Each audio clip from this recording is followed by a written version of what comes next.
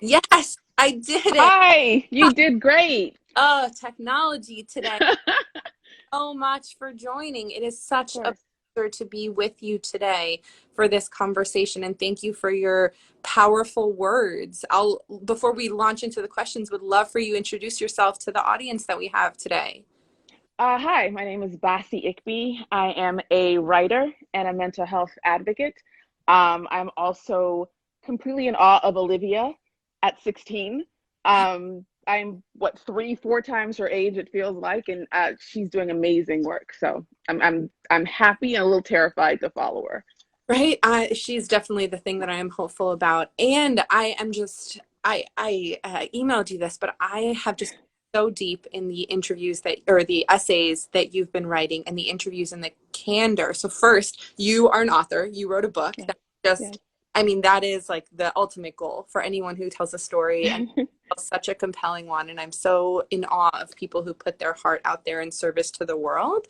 So I'd love to just start our conversation with the two sort of practices that you talk about, the practice around mental health advocacy and the practice around storytelling, and how you see those building on each other and supporting one another, and how, if at all, their intention. So we'd just love for you to tell us about two of your loves. Well, one of the things that's been really important to me since I was a child is the idea of storytelling.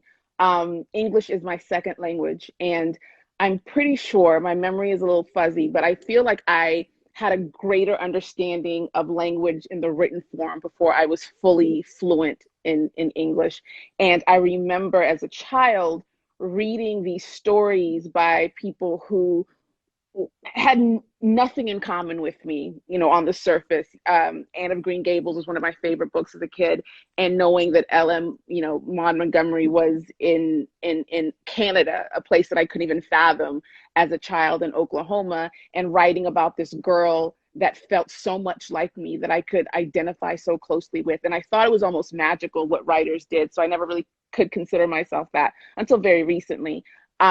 But as someone who also has a lifetime of living with mental health issues and struggling to make sense of that, knowing how clearly storytellers were able to tell my story for me, it gave me the opportunity to figure out in words what was happening with me. So long before I was a writer, or long before I was a mental health advocate, or long before I had a diagnosis, being able to put what I was feeling and experiencing into words, was the only way I knew how to make sense of the world around me. Things that I didn't have the exact language for, if I were able to sit and try and put one word, after another, and figure out for myself in enough terms to be able to share it with someone and let them know, so that they would understand as well. One of the most important things I did with the book was I wanted people to live inside the experience. I think that it's really easy for us to separate from difficult conversations when they're filled or bogged down with statistics and numbers and clinical terms and things that are really, really frightening. And wanting always in my writing to bring people into where I am, or to help them understand a bit better where they are, has always been, long before the book even came into my mind, that's always been the goal. Thank you. Thank you. And so your book, I'm Telling the Truth, But I'm Lying, which I ordered today from my local bookstore, Bell and Bunna's, because you should shop local. Uh, you talk a lot, and you just mentioned it now about being fuzzy, right, on the details. So Mhm. there's, and this is a question that just popped into my head as you're talking about the truth, right? The truth and your truth is just a concept that's so prevalent in your writing. So as it relates to mental health and so many people who feel like they're going through something but aren't being heard or aren't being seen either by those that are that love them or in traditional depictions of the media, what do you have to, I'd love just you to talk about the truth, right? And how you went at that in your writing.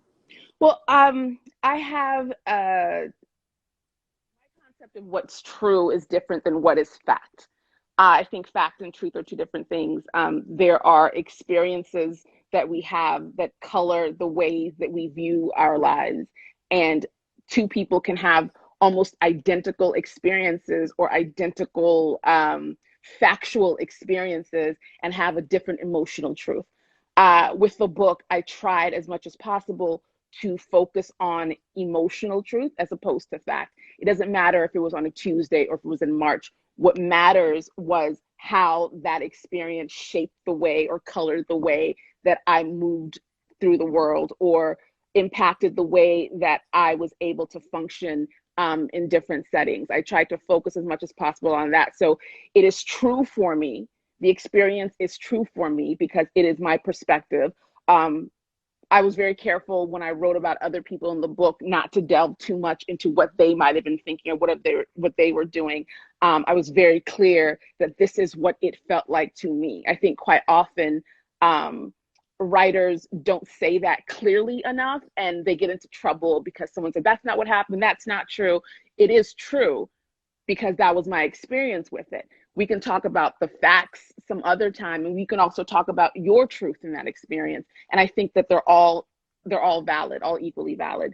And for me, it was also important that there be no villains or heroes exactly, in any black and white way. I think we all have skewed memories. I just don't think that we're given enough space in the world to say that the facts of a situation are inaccurate, but the feelings are important as well.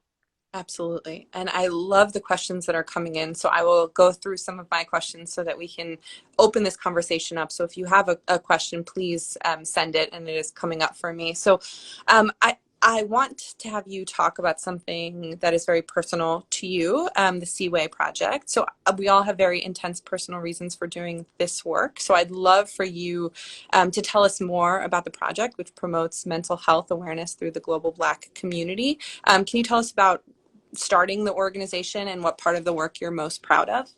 Yes, the Seaway Project was started I keep saying there's my memory, a few years ago, but it's almost 10 at this point. And it's named after a young girl by the name of Seaway Monsanto. Seaway was someone that I knew her from the age of 4. She was this gorgeous little girl. I used to babysit her and her older brother. And I remember when I became open about my bipolar diagnosis, Seaway's mother, Dion, who is one of the most amazing human beings you'd ever meet, she called me to lunch and we had a conversation because she was worried about her 4 or 5-year-old child. And quite often parents miss it that early.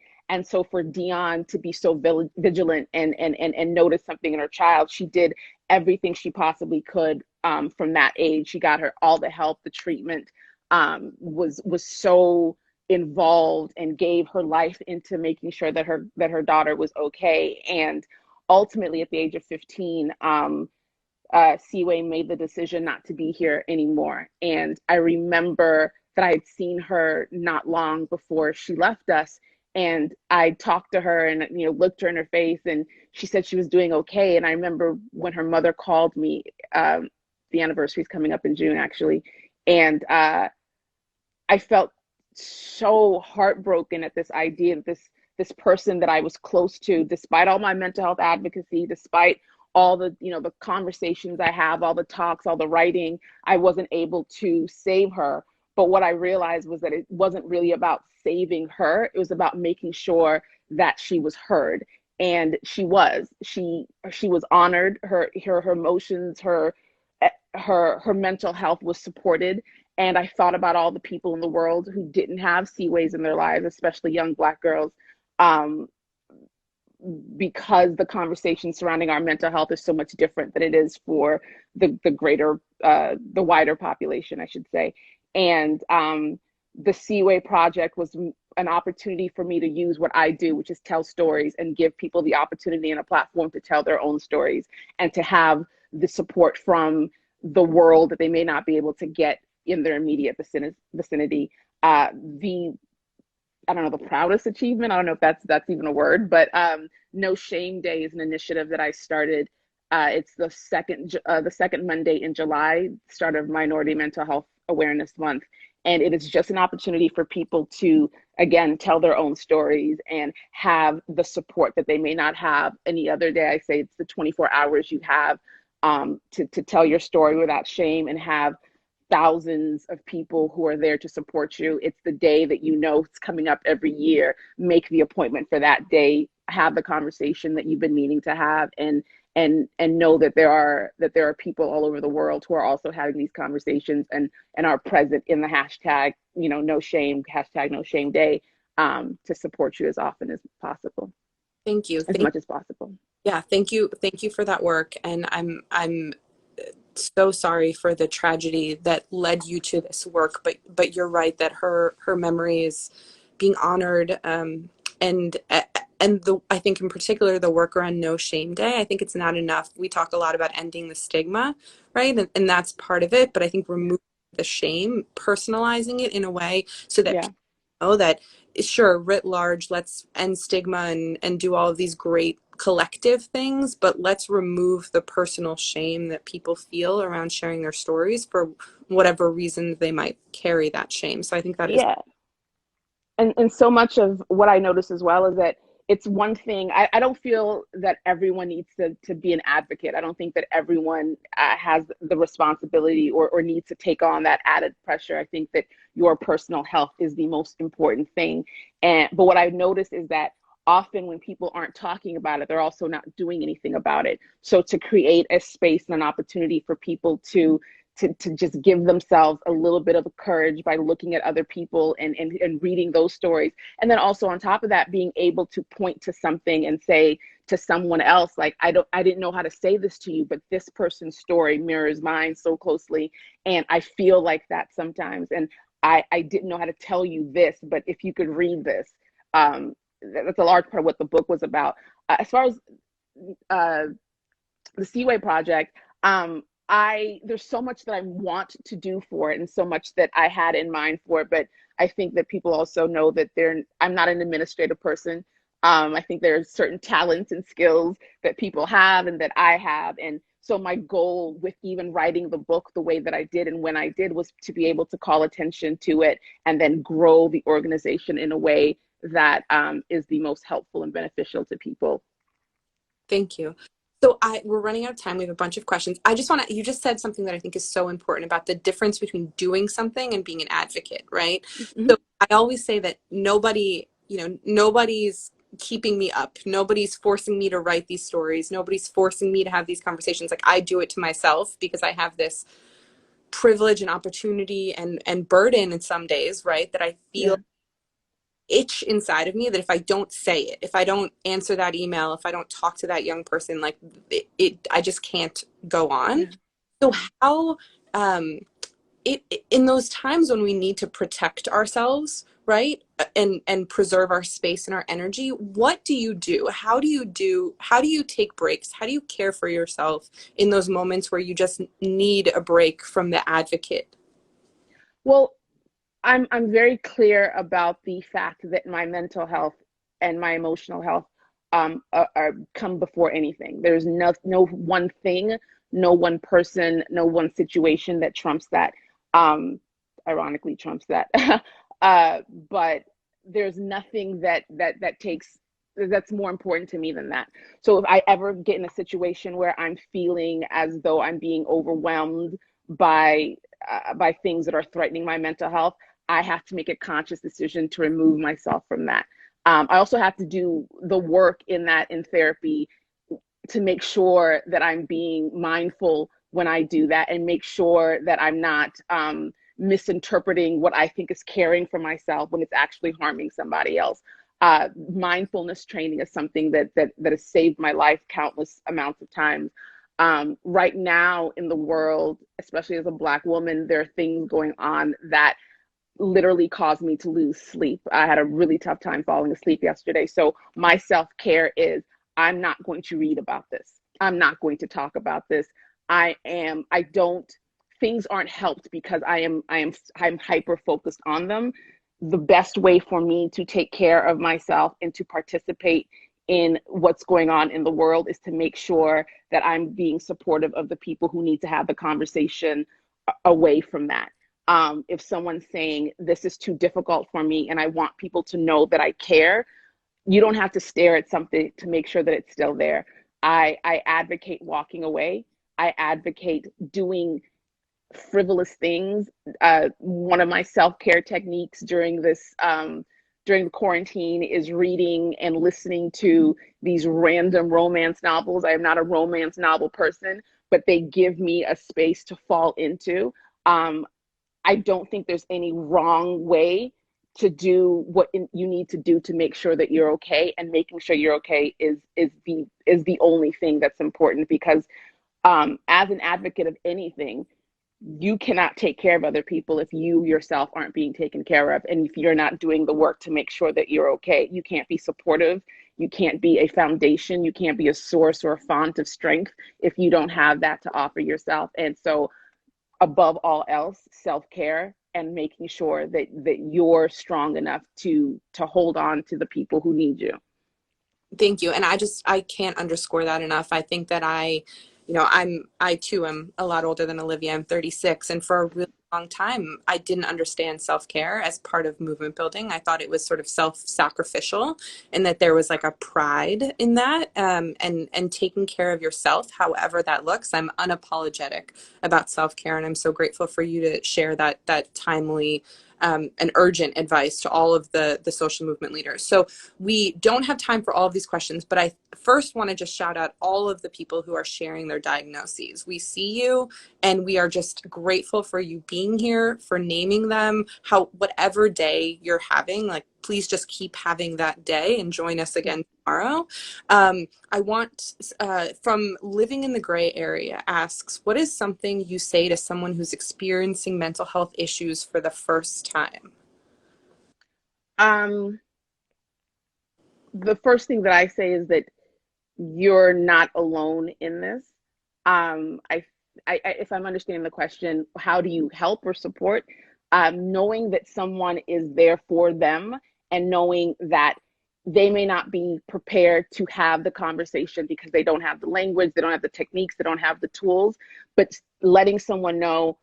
I tell people, don't ask, how are you? Because fine, okay, not bad. But if you ask someone, how can I support you? There's a moment, even if they don't have the answer to that right then, that's that's a thought that knows that when it's time for them to seek that support, you're someone they can go to. And from there, everyone has a different kind of need-based system, finding out through conversation what they need. I am a huge proponent of therapy. Therapy has saved my life countless times. I would not be alive, but I also wouldn't be the person that I am had it not been for therapy. I'm also on medication. That's something that's really important to me. These are just options that are out there. But above all, I feel like people need to be able to know that there are resources, people that they can talk to, people who are objective, people whose only mission in life is to make sure that you're okay. That is their job. That's their literal job. Finding those people through whatever resources and channels you can, that's the best thing for you. I'm a 100% fan and advocate of therapy. I completely agree. I'm both the daughter of a psychoanalyst and the proud recipient of many years of therapy, and I don't think we talk about that enough. So thank you for naming. So let's end this conversation, which may be a hard thing to do today in light of everything that's happening in our country, and that's happened in our country for far, far too long, with structural and systemic racism. Where are you finding hope? Every day we need to cling to hope where we can find it. What's making you hopeful, and where can people find you and connect with you? What makes me hopeful is that for a long time, it often felt as though when things were happening, it was just people who looked like me who were concerned about it.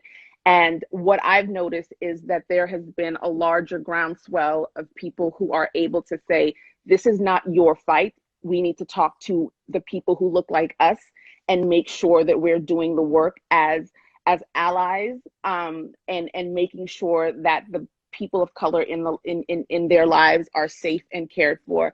I think that it is not up to people of color to fix racism. It's up to white people. And once I started noticing that white people were taking up that mantle, that gave me hope. I don't absolve or give or turn over all of my hope to that, because my focus is on myself and on my family and on my people. But knowing that the conversation is no longer about what someone did to cause what happened to them, it's just about what happened. That gives me hope. I'm a hopeful person. It's the only way that I've been able to survive this life, knowing that conversations are happening and people are doing the work to make sure that history isn't as often repeated, without the follow-up as it has been in the past. I am a believer in people, and I am a believer in the greater good of people. I believe above all that people are inherently good and want good, and those who don't are an anomaly, and those that are good, regardless of whether or not they truly understand what that means. Because systemic racism is about the systems in place. And I'm not somebody who penalizes people for the systems, but I do put it on the people to help change the systems for people who aren't able to do that, who don't have the power. Yes, absolutely.